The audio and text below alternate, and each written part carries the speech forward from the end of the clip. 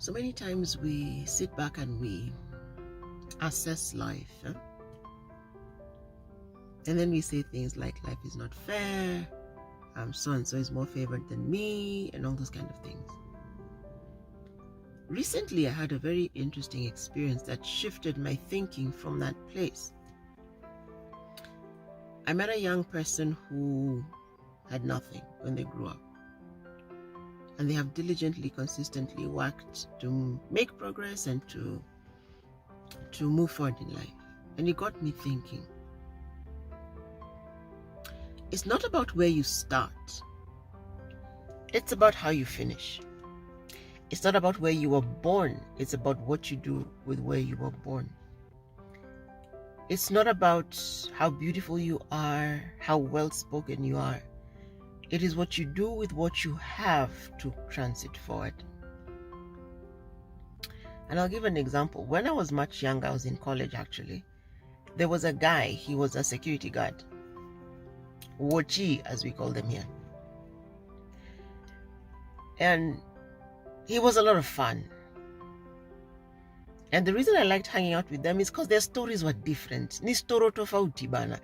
I mean, you learn stuff that you would never learn in the corner of the world that you were raised. And this guy used to come to beef up security at my parents' house when we were younger. So my parents would travel, and when they're away, they would send in two guards. And after a while, this guy became the standard. So there's him and anyone else. And we began talking, and he would come and he'd meet our housekeeper / nanny. And fast forward many years later, he came and told me, "By the way, I'm married to so and so." I'm like, how? So his wife passed away, and he had 3 children, and he had always known he would remarry, but he was not looking for just anyone. So the 2 of them reconnected in Gikomba, one of our local markets, and she was selling shoes, and she had been married, but her marriage had fallen apart. And so she was available, she was there. What is even more interesting is that they got married. She had 1 child, and they had another child. So now they got 5 kids. And then they began building as a family. And so he would, he took a loan on his salary, complete salary, mortgaged it. She went to live in the village because he had a small farm. So she was growing subsistence crops and maize.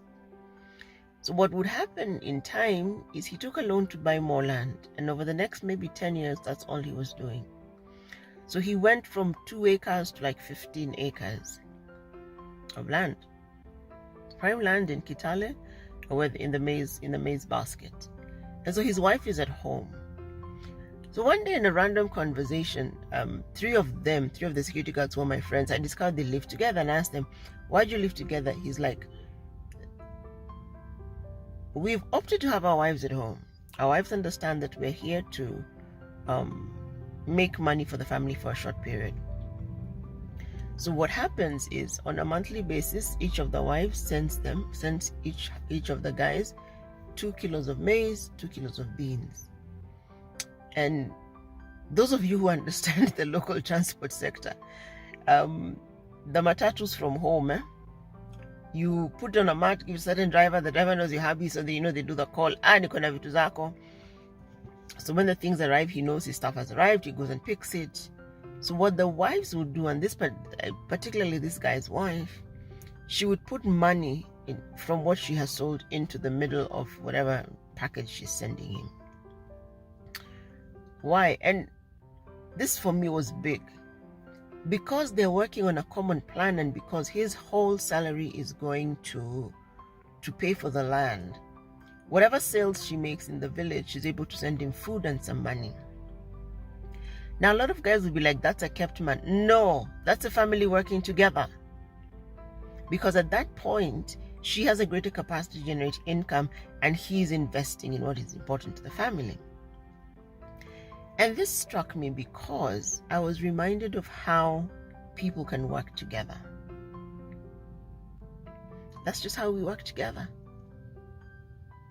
We set a common goal, We set the tactics and we begin to implement the plan, and everybody does their part. So for the period she was doing that, she didn't feel like she was supporting her husband. She didn't feel the weight that many of us as women feel. What she felt is that she's investing in her family. What he felt is that I'm sacrificing for my family, but when this is done, we'll be stable. And he still works in the city, of course. I've met him a couple of times. And it's many years later, but as a family, they have secured their future. So this for me is critical to how we must learn to work together. As couples, as brothers and sisters, as friends, as colleagues. But we can only do that when we have a common goal. We can only do that when we have a common implementation plan, and when each joint not only carries its weight, but supplies what it's supposed to supply. So let me ask you, are you implementing alone or with others? And if you're alone, is it working? Just take some time to rethink your strategies.